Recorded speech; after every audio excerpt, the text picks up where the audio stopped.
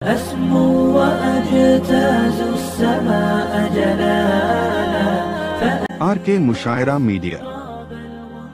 محترم حضرات، عزیزان گرامی، قدر منزلت نوجوانان اسلام، اللہ تبارک و تعالیٰ کا بے انتہا احسان و کرم ہے۔ اس نے ہم سبوں کو دین کی مجلس میں بیٹھنے، کہنے اور سننے کی توفیق عطا فرمائی۔ دعا کریں اللہ تبارک و تعالیٰ ہم جو سنیں اور میں جو کہوں، اللہ ہم سبوں کو عمل کرنے کی توفیق عطا فرمائے۔ دنیا کا دستور یہ ہے، دنیا کا اصول یہ ہے، دنیا میں زندگی گزارنے والوں کا تقاضا یہ ہے کہ دنیا والے بے مقصد زندگی نہیں گزارتے۔ اگر کوئی آدمی کہیں کھڑا ہے، کوئی آدمی کہیں جا رہا ہے، کوئی آدمی کہیں بیٹھا ہے، کوئی آدمی کہیں جا رہا ہے، آپ اس سے پوچھئے آپ یہاں کیوں کھڑے ہیں، آپ یہاں کیوں بیٹھے ہیں، آپ کہاں جا رہے ہیں؟ وہ اپنے مقصد کو بیان کرے گا۔ اس کام کے لیے جا رہا ہوں، اس کام کے لیے کھڑا ہوں، یہاں میری تقاضا ہے، یہاں میری کوئی ضرورت ہے۔ ہم اتنا بڑا مجمع آج یہاں بیٹھا ہوا ہے، اس کا بھی کوئی مقصد ہے، اس کا بھی کوئی تقاضا ہے۔ بے مقصد ہم یہاں نہیں آئے ہیں، بے مقصد ہم یہاں نہیں بیٹھے ہیں۔ جب ہم نے ارادہ کر کے، نیت کر کے، اتنے دور آ کر اتنے بارونق مجلس میں ہم بیٹھے ہوئے ہیں تو نیت بھی یہ کر لیں انشاءاللہ تعالی جو سنیں گے اس پر عمل کریں گے۔ اور ساتھ ہی ساتھ ایسا نہ ہو کہ ہم جلسے سے گئے، گھر پہنچے، بستر میں سو گئے، صبح کی نماز کو چھوڑ دی، صبح کی نماز کو ہم نے نہیں پڑھا۔ یاد رکھنا چاہیے میرے محترم بزرگوں، دوستو، یہ جلسہ سننا مستحب ہے، سنت ہے، لیکن صبح کی نماز فرض ہے۔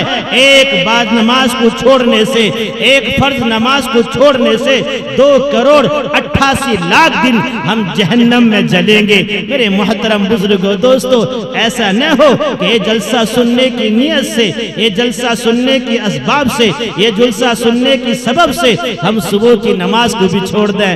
نانا، ایسا نہیں کرنا چاہیے۔ میرے پیارے نبی کریم صلی اللہ علیہ وسلم نے ارشاد فرمایا ہے، میرے پیارے نبی کریم صلی اللہ علیہ وسلم نے ارشاد فرمایا ہے، وہ آدمی تباہ ہو گیا، وہ آدمی برباد ہو گیا، اس کا گھر لوٹ گیا، اس کے گھر والے لوٹ گئے، اس کی زمین لوٹ گئی، اس کے جائیداد لوٹ گئے۔ کون لوٹ گیا؟ اللہ کے نبی نے فرمایا جس نے نماز کو چھوڑ دیا، جس نے نماز کو ترک کر دیا۔ میرے محترم بزرگوں، دوستو، میں نے کلام پاک کی آیت یہ نہیں پڑھی ہوں، لیکن میں نے اسی مضمون کو ذرا آگے بڑھانے کے لیے میں نے یہ بات کہہ دی کہ ایسا نہ ہو کہ ہم جلسہ سننے کے بعد نماز کو چھوڑ دیں۔ بہرحال میں نے آپ حضرات کے سامنے کلام مقدس کی 2 آیت تلاوت کیا ہوں، جس میں اللہ تبارک و تعالی یہ فرماتے ہیں کہ ہم آپ پر ایک مبارک کتاب نازل کیے ہیں، اور ایک جگہ فرماتے ہیں اللہ تبارک و تعالی کہ تم بہترین امت ہو۔ پیارے نبی نے فرمایا خیرکم من تعلم القرآن وعلم، خیرکم من تعلم القرآن وعلم، تم بہترین امت ہو اور تم کلام پاک پڑھانے کے لیے، پڑھنے کے لیے تمہیں بھیجا گیا ہے۔ اللہ کے پیارے نبی فرماتے ہیں تم بہتر ہو، اللہ کے نبی فرماتے ہیں کہ تم اچھے ہو، اللہ کے نبی فرماتے ہیں کہ تم عالی شان والے ہو۔ لیکن آج دنیا کے حالات ہم دیکھ رہے ہیں، دنیا کا جائزہ ہم لے رہے ہیں، دنیا کے اندر زندگی ہم گزار رہے ہیں۔ جیسے مفتی صاحب نے فرمایا ہمارا کوئی ٹارگٹ نہیں ہے، ہماری کوئی سوچ نہیں ہے، ہمارا کوئی فکر نہیں ہے۔ آج غیر ہم سے بھی آگے ہیں، آج غیر ہم سے بھی ترقی یافتہ ہیں، آج غیر ہم سے بھی عالی شان والے ہیں۔ آخر وجہ کیا ہے؟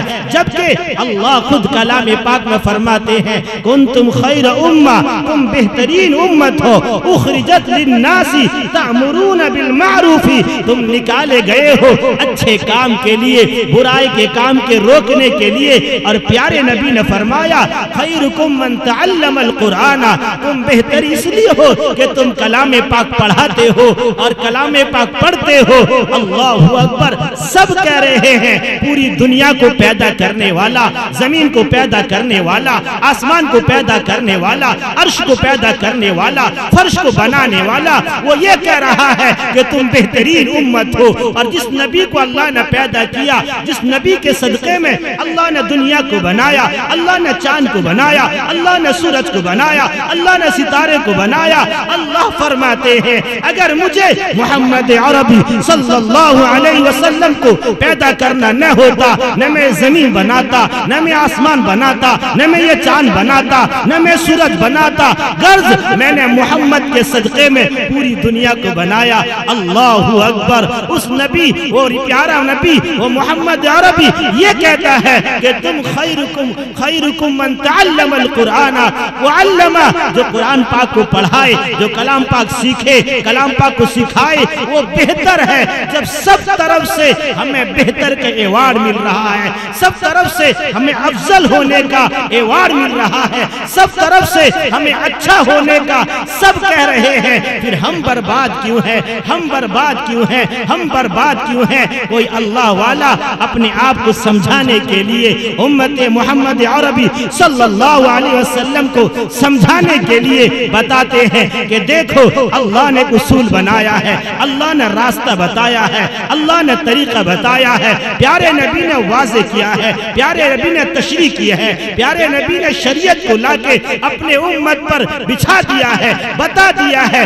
فرق یہ ہے کہ امت اس کو ماننے کو تیار نہیں ہے، امت اس راستے میں چلنے کو تیار نہیں ہے۔ ہمارا مؤذن صبح سے لے کر شام تک 5 مرتبہ پکارتا ہے، حی علی الصلاۃ، حی علی الفلاح، آؤ کامیابی کی طرف، آؤ کامرانی کی طرف۔ ہم سنتے ہیں، انسنے بن جاتے ہیں، ہم سنتے ہیں، بازار کو آباد کرتے ہیں، مسجد کو ویران کرتے ہیں، مسجد آتے نہیں ہیں۔ اپنا آخری واقعہ کہہ کر، اپنی آخری بات کہہ کر اپنی بات کو ختم کروں گا۔ میرے محترم بزرگوں، دوستو، ایک اللہ والے نے اپنی کتاب میں لکھا تھا، ایک اللہ والے نے اپنی کتاب میں لکھا ہے کہ ایک آدمی ہے اور اس کے ساتھ میں ایک چھوٹا سا بچہ چل رہا تھا۔ چلتے چلتے چھوٹا بچہ نے ایک الیکٹرک کے تار کو، لائن کے تار کو، جو کہ 11 kV تھا، اس کو چھونے لگا۔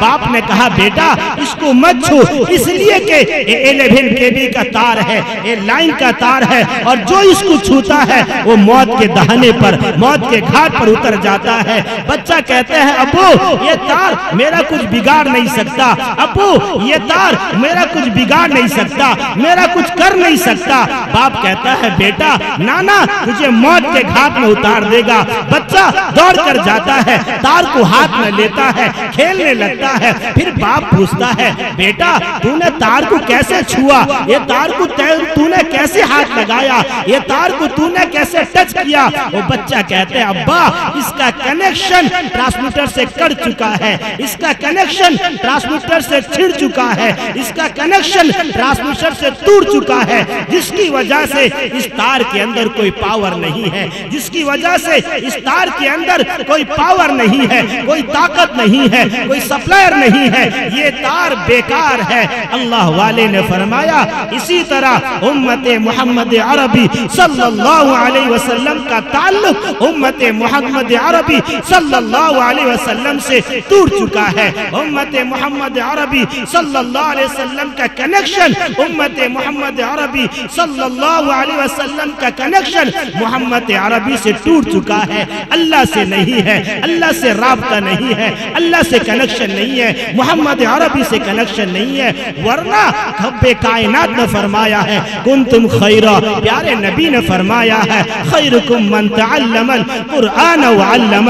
میرے محترم بزرگوں، دوستو، اللہ نے ہمیں پیدا کیا ہے، اللہ نے ہمیں پیدا کیا ہے، رب ہمارے ہیں، محمد ہمارے ہیں، کلام پاک ہمارا ہے۔